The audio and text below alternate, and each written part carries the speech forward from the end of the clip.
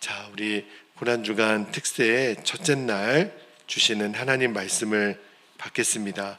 요한일서 1장 7절 말씀 한 절만 우리가 말씀을 같이 받겠습니다. 요한일서 1장 7절 같이 한번 읽을까요? 시작. 그가 빛 가운데 계신 것 같이 우리도 빛 가운데 행하면 우리가 서로 사귐이 있고 그 아들 예수의 피가 우리를 모든 죄에서 깨끗하게 하실 것이요. 아멘. 하나님의 말씀입니다. 어제 종료주일 예배 때 주의 보혈 능력이 있도다 라는 제목으로 말씀을 드렸는데, 어제 설교 제목이 또 이번 한 주간 우리들이 붙들고 기도할 고난주간 전체 특세의 주제가 되겠습니다. 이번 한 주간 정말 예수님의 보혈의 능력이 도대체 무엇인지, 그리고 그 말씀 하나하나가 내 삶에 어떻게 적용이 되는지를 한 가지씩 좀 나누고 우리가 기도하려고 하는데요. 오늘 그 첫 번째, 오늘 설교 제목이기도 한데요, 보혈 죄사함의 능력에 대해서 말씀을 좀 나눌게요.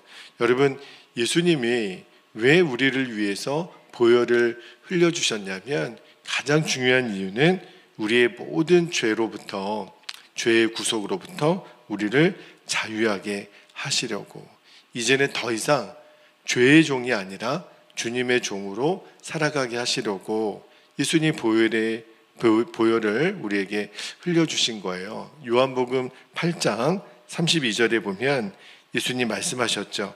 진리를 알지니 진리가 너희를 자유하게 하리라. 여러분, 자유하게 된다라고 하는 것은 무언가 구속이 있었기 때문에 자유하게 된다는 뜻 아니겠습니까? 무엇으로부터 자유하게 해주신다는 거예요. 그 진리가 우리의 죄로부터. 그러니까 이 말씀이 이제 실제로 누려지도록 해주는 역사가 바로 보혈의 역사이에요. 이 죄로부터 자유하게 되는 것, 그리고 우리의 죄를 씻겨주시는 것이 오직 하나 예수님의 보혈로 되어지는, 그러니까 예수님의 보혈의 첫 번째 능력은 우리의 죄를 씻기시는 능력이에요. 여러분, 이 세상에서 제일 무서운 게 뭘까요? 이 세상에서 제일 무섭고 두려운 일은 바로 내 죄가 드러나는 것입니다. 여러분, 남의 죄는요, 그것이 아무리 커도 그것이 우리를 무섭게 하지는 않아요. 잠깐 놀랄 수는 있죠. 아유, 누가 그랬대, 누가 그런 일이 있었어, 그죠? 그런데 그거는요, 내 기억 속에 그렇게 오래 남지도 않아요, 그죠? 그런데 여러분, 그 죄의 주인공이 다른 사람이 아니라 내가 되면 상황은 달라집니다. 여러분, 누가 내 죄를 매일 텔레비든 TV든 라디오든 SNS를 통해서 내 죄를 누가 매일 말한다고 한번 생각해 보세요. 거의 죽음 아니겠어요? 내 수치, 내 허물, 내 죄를 누가 이야기하고 다니면은 여러분, 거의 죽음과도 같은 거잖아요. 그런데 내가 또 평범한 사람도 아니에요. 뭔가 사회적인 위치가 남에게 영향력을 끼치는 그런 사람이라면 그 여파는요, 상상할 수도 없잖아요. 그런데 이게 우리 모두의 문제예요. 여러분, 꼭 아셔야 돼요. 내가 말했던 거, 내가 행동했던 거 결국은요, 다 공개됩니다. 감춰지는 게 아니에요. 그래서 이 세상에서 제일 무서운 게 내 죄가 드러나는 거예요. 여러분, 우리가 착각하는 것 중에 하나가 뭔지 아십니까? 나 혼자만의 시간이 있다라는 것으로 내가 착각하고 있는 거예요. 그러니까 말도 함부로 하고 행동도 함부로 하잖아요. 여러분, 범죄자들이 요즘 범죄를 저지르기 전에 제일 먼저 확인하는 게 뭔지 아십니까? 이 범죄 현장에 CCTV가 있는가 없는가, 그죠? 그거 CCTV 요즘은 거의 다 찍히니까 그거를 먼저 확인하고 범죄를 짓는다 그러잖아요. 그런데 여러분, 저와 여러분에게는요, 혹시 CCTV가 없더라도 이제 우리에게는 혼자 있는 시간이 존재하지가 않아요. 자, 히브리서 12장 1절 말씀 볼까요? 히브리서 12장 1절에 보면, 이러므로 우리에게, 잘 보세요, 구름같이 둘러싼 허다한 누가 있어요? 증인들이 있으니. 한두 명이 아니에요, 여러분. 구름같이요, 허다한 증인들이 있다 그랬어요. 그러니까 지금 저와 여러분을 지켜보는 누군가가 있다는 거죠. 우리보다 먼저 믿음의 선배들이 계셨잖아요. 지금 주의 나라에서 우리를 알든지 모르든지 지켜보는 사람이 있어요. 그러나 또 하나, 우리 안에는 예수 그리스도가 계시잖아요. 여러분, 나 혼자 있는 시간은 결코 존재하지가 않아요. 꼭 명심하셔야 돼요. 성경은요, 죄의 결과에 대해서 너무너무 무섭고 단호하게 말씀합니다. 여러분, 로마서 6장 23절에 보면 뭐라고 되어 있어요? 죄의 삭은 사망이요. 근데 여러분, 우리는 이렇게 생각합니다. 아, 죄를 짓고 인간은 다 죽으니까 죄의 결과가 사망인 것은 내가 죽은 다음에 경험하는 것이, 그렇지 않아요, 여러분. 내가 꼭 죽은 다음에 죄의 결과가 임하는 게 아니라 살아있는 동안에도 여러분, 죄는요, 너무너무 우리에게 무서운 고통이 됩니다. 여러분, 내 죄가 이 드러난다라는 거, 누군가에게 알려진다는 건 이건 죽음이에요. 그래서 여러분, 우리에게 이 죄가 없어졌다, 죄가 사라졌다, 죄가 씻김을 받았다, 이 속죄함의 은총보다 더 큰 축복은 없어요. 그러니까 예수님의 보혈의 능력의 첫 번째 능력이 우리를 죄로부터 씻겨주는 능력, 그죠? 여러분, 이 능력을 이제는 우리가 머리로 알고만 있지 말고 누릴 수 있어야 돼요. 1941년에 미국의 루즈벨트 대통령이 국민의 4대 자유에 대하여 이런 말을 했어요. 굉장히 유명한 연설이잖아요. 언론의 자유, 종교의 자유, 빈곤으로부터의 자유, 삶의 불안으로부터의 보장받을 수 있는 자유, 이 네 가지 자유를 루즈벨트 대통령이 연설을 했었는데, 그 기독교의 유명한 목사님 중에 존 스토트라고 하는 목사님이 그 네 가지 자유도 중요하지만 한 가지 더 중요한 자유를 사람은 얻어야 된다, 그런 이야기를 하셨어요. 근데 한 가지 더 자유가 뭐냐면 바로 죄로부터의 자유, 그 이야기를 하셨어요. 여러분, 인간에게 자유는 너무 중요하죠. 그런데 여러 가지 자유가 우리 인간에게 있어야 되지만 진짜 시급하고 가장 중요한 자유가 뭐냐면 죄로부터의 자유예요. 그런데 우리가 이 죄로부터의 자유를 어떻게 얻을 수 있나? 여러분, 내가 한번 했던 말이 사라지나요? 내가 한번 했던 행동이 없어지나요? 여러분, 죄는 내가 한번 지을 수 있지만 그 다음부터 죄는 나에게 끊임없이 영향력을 끼칩니다. 마귀가 얼마나 무서운 존재냐면, 우리가 죄를 지으면 마귀는 계속해서 우리를 따라다니면서 참소해요. 너 이런 죄 졌지, 너 이런 말 했지, 너 이런 행동했지. 우리를 계속 따라다니면서 그 죄에 대한 죄값을 물어옵니다.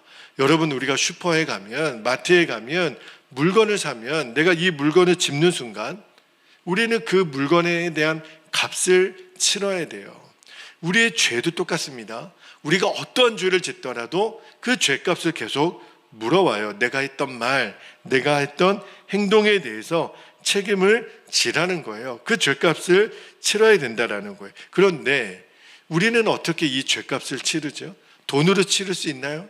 여러분, 내가 지은 죄를 내가 돈으로 변상할게요.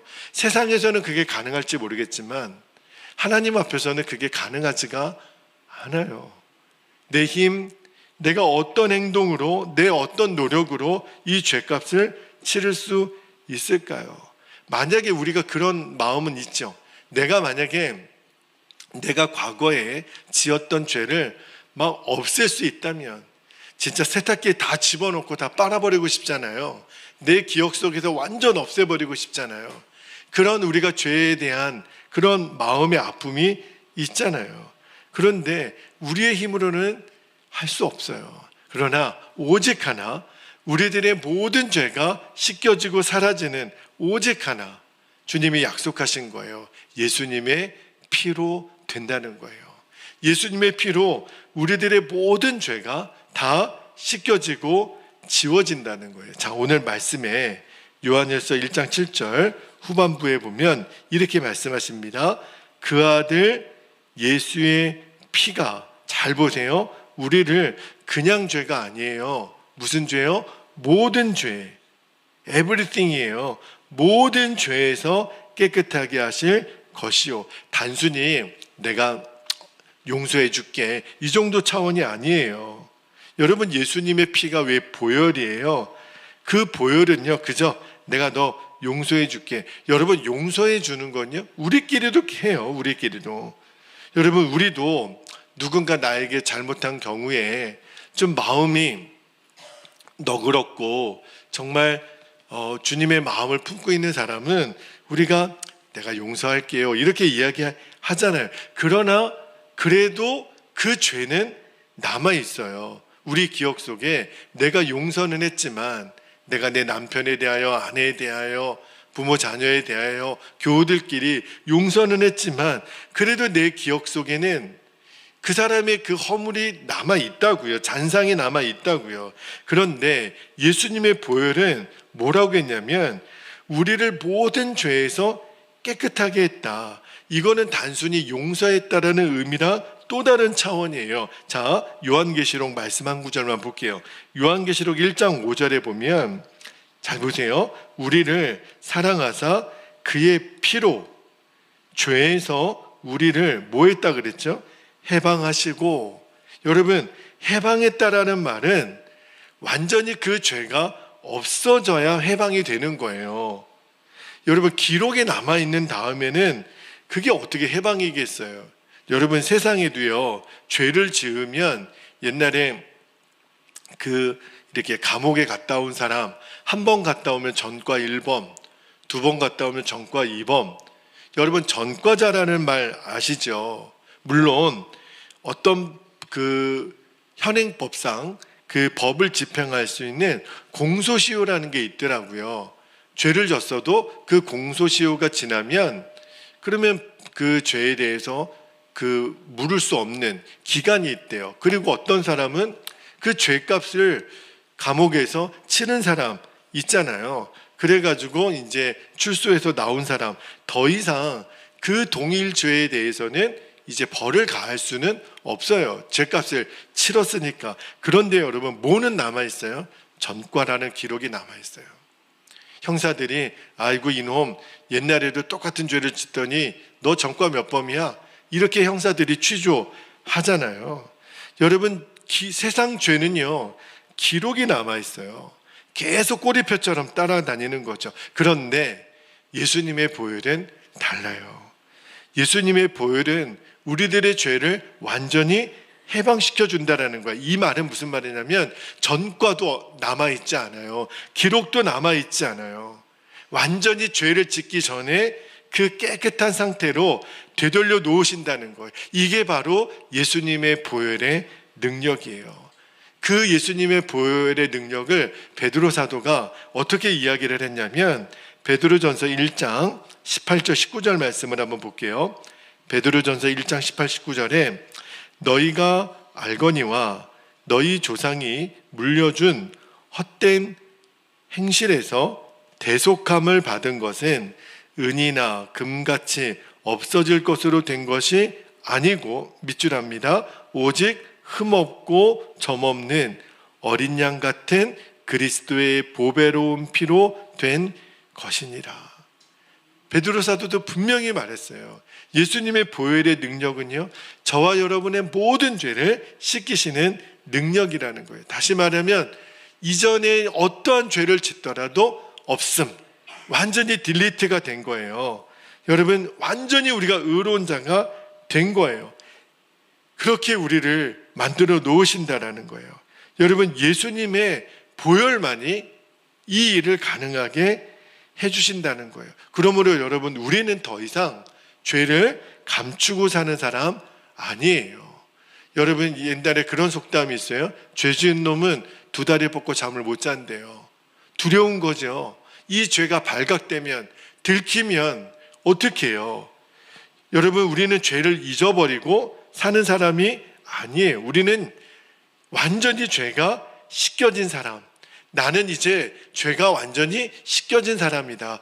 여러분이 이것을 믿음으로 취해야 돼요. 그때부터 예수님의 보혈의 능력이 나에게 실제로 누려지게 됩니다. 우리의 마음속에, 우리의 기억 속에, 아니야, 나는 옛날에 그 죄가 있어. 나 때문에 내가 얼마나 많은 사람을 실망시키고 얼마나 다른 사람을 힘들게 했는데, 아니라는 거예요.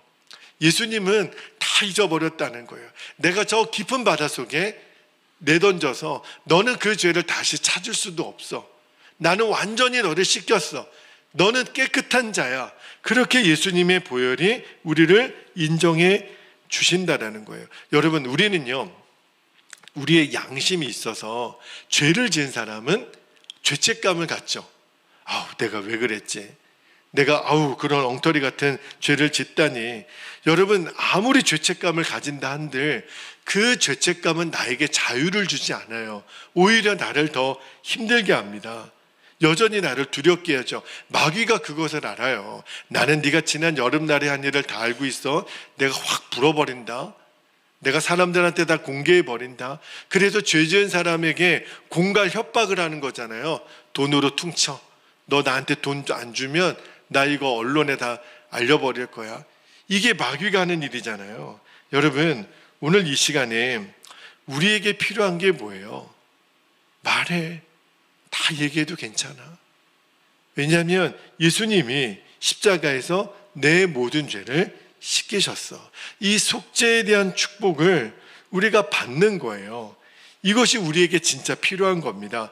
주님은 우리에게 죄책감을 가지라고 말씀하지 않으셨어요. 여러분 안에 있는 어떠한 죄책감도 오늘 예수님의 보혈이 다 씻겨내십니다. 여러분, 죄책감이 나를 구원해 주는 게 아니에요. 예수님의 보혈이 나를 건지시는 거예요. 여러분 마음에 아주 어렸을 때부터 정말 잊혀지지 않는 어떤 죄에 대한 잔상, 어떤 죄책감, 어떤 후회, 그게 뭐 녹음이 되거나 영상으로 녹화되지 않아도, 여러분 아까 그랬잖아요. 허다한 증인들이 다 보죠. 예수님은 모르실까요? 또 하나, 마귀가 모를까요?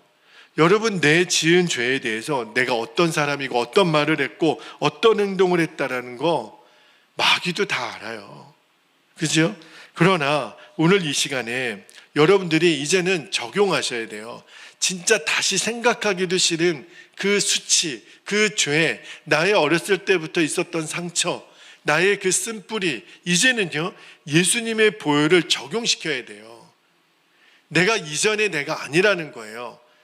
예수님의 보혈은 이전의 맞은철은 죽었다고 선언해 주는 거예요. 다시 말하면 그 죄가 지금 나에게 더 이상 영향력이 없다라는 거예요. 예수님의 보혈의 첫 번째 능력이 이 모든 죄를 씻기셨다는 거예요. 그러므로 이제 우리가 주님 앞에 기도하는 거예요. 예수님, 예수님의 보혈로 나의 죄를 씻겨 주옵소서.